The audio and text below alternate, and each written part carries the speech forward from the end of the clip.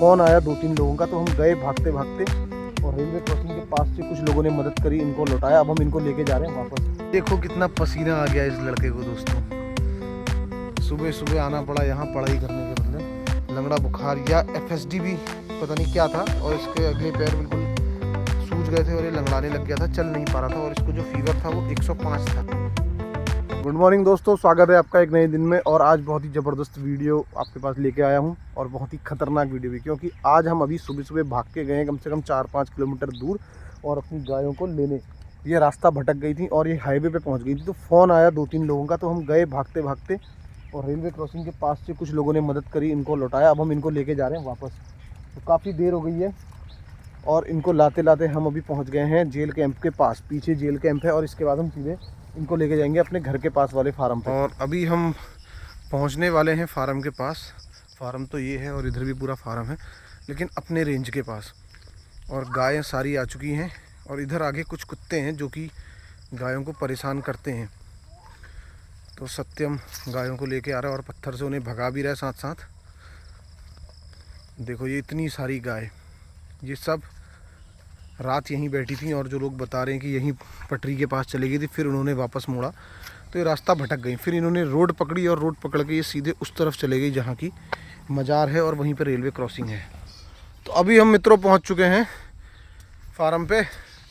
ये है अपनी रेंज जहाँ पे गाय हमारी चरती हैं, लेकिन आज ये पता नहीं उधर कैसे पहुँची। और अभी भी किसी गाय को मैं देख रहा हूँ कि उसका मुँह उधर ही की तरफ को है, तो फिर उधर ही की तरफ को जा रही है। देखो ये थोड़ा सा ध्यान देना पड़ेगा हमें। कुछ तो यहाँ पे चरने लग गए हैं, और ये बछिया देखो दूध भी पीने लग गई है अपनी माँ का। सत्यम थकान हो गई, बच्चा बहुत दूर से लाया, कम से कम 5 किलोमीटर तो आप मान के चलो, 5-6 किलोमीटर का इतना रन तो है, इतना ये इनको लेकर आया है। और अभी जितनी भी गाय हैं कुछ आगे चली गई हैं चरने के लिए। देखो कितना पसीना आ गया इस लड़के को दोस्तों। सुबह सुबह आना पड़ा यहाँ पढ़ाई करने के बदले, लेकिन मजबूरी थी हमारी, हमें अपनी गायों को लेके आना था। तो इस फील्ड से आगे की तरफ वहाँ सारी गायें चली गई हैं। अभी एक बार हमें दिन में आके और देखना पड़ेगा। पिछले कुछ दिनों से दोस्तों दिक्कतें बढ़ रही हैं, और दिक्कतें इस वजह से ही बढ़ रही हैं कि जो गाय चरने के लिए हमारी उस तरफ जाती हैं, यानी कि हमारे खेतों के आगे वाले फार्म पे, वहाँ से कुछ खेतों के आगे ऐसा रास्ता बन गया है बिल्कुल ढलान सी, कि गाय आराम से खेतों में चढ़ जा रही हैं पानी को पार करके। हमारी भी हैं, कुछ और लोगों की भी हैं।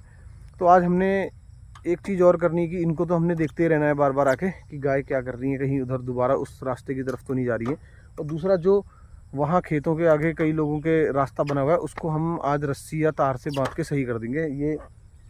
ये कदम हमको ही उठाना पड़ेगा, क्योंकि हमारी गाय भी इस समय जा रही हैं। तो दिक्कत वाली बात है, क्योंकि खेतों में जाके नुकसान कर सकती हैं। हालांकि वो इस समय जब गर्मी पड़ती है तो पेड़ों के नीचे छाँव में बैठने के लिए जाती हैं, लेकिन फिर भी अगर कभी चर लें, कुछ कर लें, तो वो नुकसान ही होता है दूसरे का। तो सामने कितना पानी इस समय चल रहा है नदी में, अभी तो थोड़ा बहुत डाउन होने लग गया है।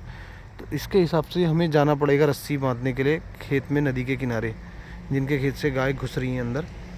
तो एक बार वहाँ भी जाके देखते हैं, अगर पानी नीचे होगा तो हम बांध लेंगे, नहीं तो फिर पानी कम होने के बाद हमें बांधना पड़ेगा। अभी हम पहुँच गए घर पर। और उज्जू आप क्या कर रहे हो? उज्जू प्रैक्टिस कर रहा है बॉलिंग की। तो आज थोड़ा सा देखते हैं उज्जू की बॉलिंग पे नज़र मारते हैं कैसी देता है। बहुत बढ़िया, थोड़ा सा स्पिन दिखाओ मुझे, लेग ब्रेक जो करा रहे थे, लेग ब्रेक दो। देखते हैं हाथ सही है, लेकिन ट्राई करो कि मिडिल स्टंप पे रहे बॉल, ठीक है? अभी नहीं, अभी और काम भी है। एक बॉल और, एक और ट्राई करो, चलो फास्ट। ओ वेल बॉल, स्लिंगी एक्शन है तो, स्लिंगी एक्शन। ये तेरा नेकर तो फटा हुआ है पीछे से। ऐसे क्रॉस में ना स्लिंगी कराओ, एक ज़्यादा वाइड है। अब मैं पहुंच गया हूं मित्रों अपनी सभी गौ माताओं के पास। यहाँ पे आराम से ये घर पे बैठी हुई, क्योंकि हम इनको चरने नहीं भेज रहे हैं। मौसम ख़राब था और पानी बहुत बढ़ गया था, तो इस वजह से ये घर पे ही थी। लेकिन वो जो वहाँ गई, वो कुछ दिन से वहीं रह रही हैं, वो घर नहीं आ रही हैं। अगर मौसम ठीक हो जा रहा है तब भी वो नहीं आ रही, क्योंकि उनको चरने को बहुत मिल रहा है। और हो सकता है कल रास्ता भटक के ही वो सुबह के टाइम पे वहाँ गई हो। तो अभी हमें आज उनको देखना पड़ेगा, नज़र रखनी पड़ेगी। और मेन काम जो है आज यहाँ रस्सी बांधना, वो देखते हैं कि अगर पानी कम होगा तो आज रस्सी आज ही बांध देंगे, जिससे कि जब गाय चरने जाएंगी तो खेतों में ना। नरेंद्र भाई आ रहे हैं और वो बता रहे हैं कि पानी बहुत है। कितना है साफ पानी अभी? तो आज रस्सी नहीं मत पाएगी हमारी वहाँ। चलो कल बांध लेंगे। और ये राजेंद्र जी और ठुनगुन भाई ये भी आ रहे हैं। क्या हाल है? काम पे? ठीक है साहब। देखो भाई लोग आज मौसम ठीक है तो अपने काम पे जाने लग गए। रोज़ कमाना है, रोज़ खाना है, यही नियम है जीवन का। लेकिन बहुत अच्छी लाइफ होती है, कोई टेंशन नहीं रहती, जिम्मेदारियों से उतना बंधे नहीं रहते हैं भाई लोग। और ये हमारी जिम्मेदारी यहाँ बैठी है। सरू सरू ए सरू सोई है बेचारी यार। रात को मच्छरों ने परेशान किया होगा इन्हें। कल हमने मच्छरदानी नहीं लगाई थी क्योंकि बारिश हो रही थी। ये हमारे रम्मू जी अब ठीक हो गए हैं। मैंने आपको बताया नहीं था मित्रों, लेकिन 2 दिन पहले हमारा रम्मू बहुत बीमार हो गया था अचानक से। इसको लंगड़ा बुखार या FSD भी पता नहीं क्या था, और इसके अगले पैर बिल्कुल सूज गए थे और ये लंगड़ाने लग गया था, चल नहीं पा रहा था। और इसको जो फीवर था वो 105 था। तो फिर काम आए हमारे मित्र डॉक्टर महेंद्र शर्मा जी, राजस्थान रहते हैं। उन्होंने जो ट्रीटमेंट बताया मैंने वही करा। एंडोफ्लॉक्सिन जो एंटीबायोटिक होता है वो लगाया, मैग्लोडाइन लगाया, और ये 7-8 घंटे में उन्होंने कहा था ठीक हो जाएगा, और ठीक हो गया। रम्मू हमारा बिल्कुल फिट हो गया। तो भोलू को कहाँ ले आ रहे हो? भोलू का तो खेलने का मूड हो रहा है मित्रों। चलो इसको खलियान में ले आते हैं। खलियान में नहीं, यहीं पे रहने दो ना। नहीं वहाँ पे। हैं? आओ।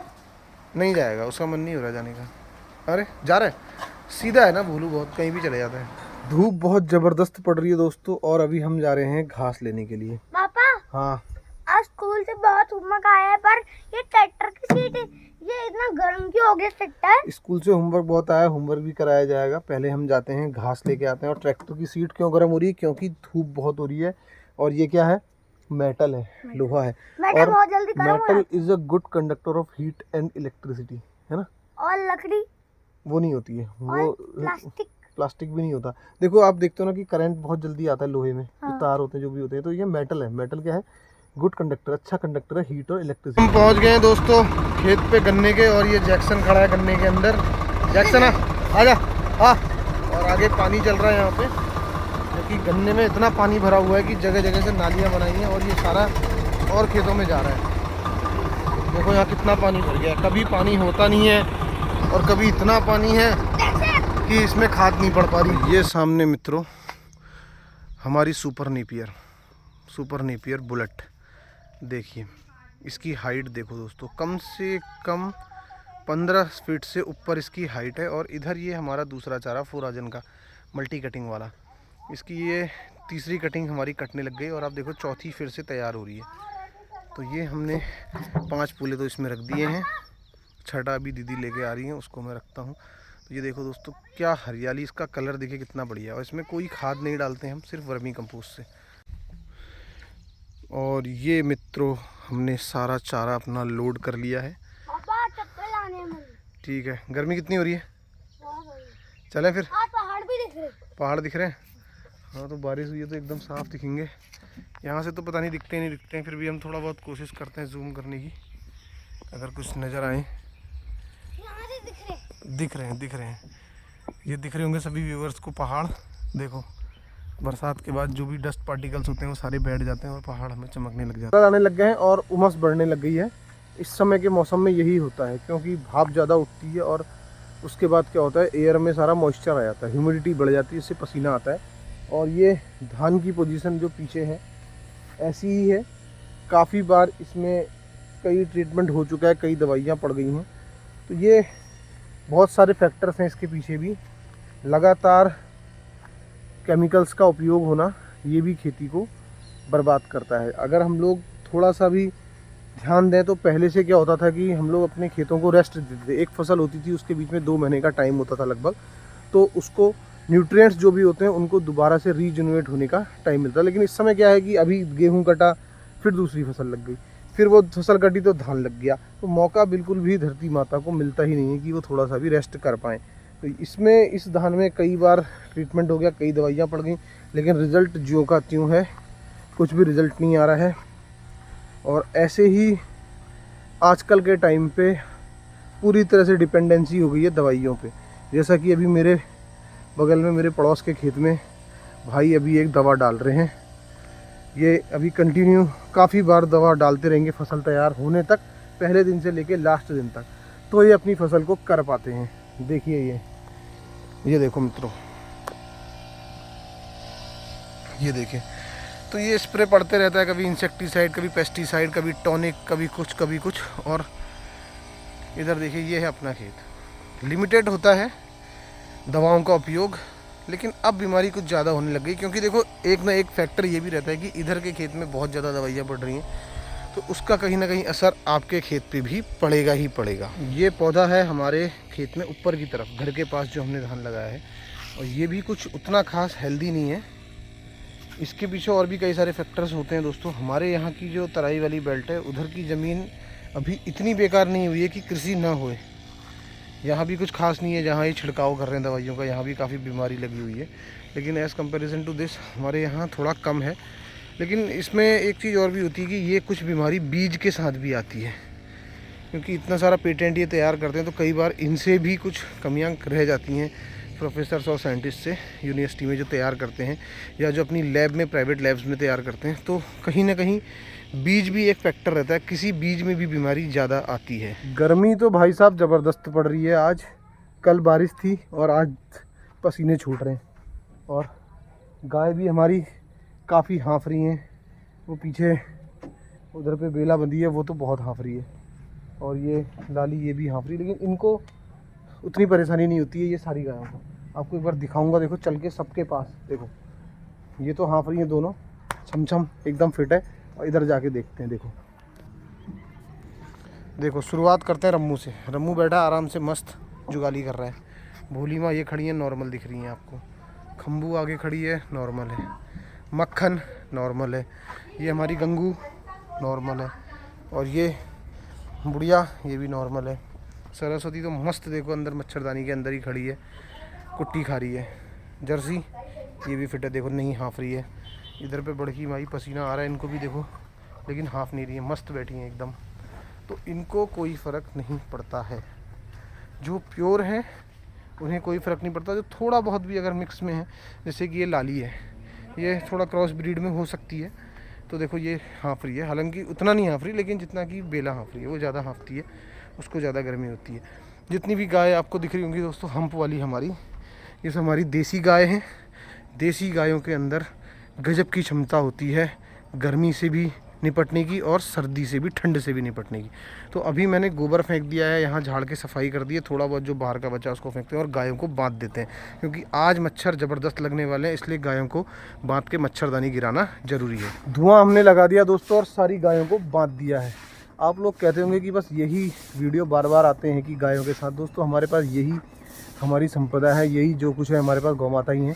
इन्हीं को लेके मैं वीडियोस बनाता हूं, और उम्मीद करता हूं कि इन्हीं को देख के आप मुझे ऐसे ही प्यार करते रहें, अच्छे कमेंट करते रहें, चैनल को सब्सक्राइब करें, अगर नए हैं तो आके लाइक करें, और कोई खूबसूरत सा कमेंट ज़रूर छोड़ें, जिससे कि हमें हिम्मत मिले। और देख सकते हो पसीना कितना हो रहा है दोस्तों। आज जो सुबह वो बात हुई थी, हमारी गाय जो भटक गई थी रास्ता और हाईवे पे पहुंच गई थी पटरी के पास, वहाँ से जो हम उनको लाए, फिर हमने फार्म में छोड़ा, और दिन में 1 आध घंटा वहाँ पे हमने और समय बिताया, जाके देखा कि वो कहीं और तो नहीं जा रही हैं। तो वो अपने ही एरिया में थी, उधर को नहीं गई। ये भी हो सकता है कि वो अनजाने में रास्ता भटक गई हो, तब वहाँ पहुँच गई हूँ।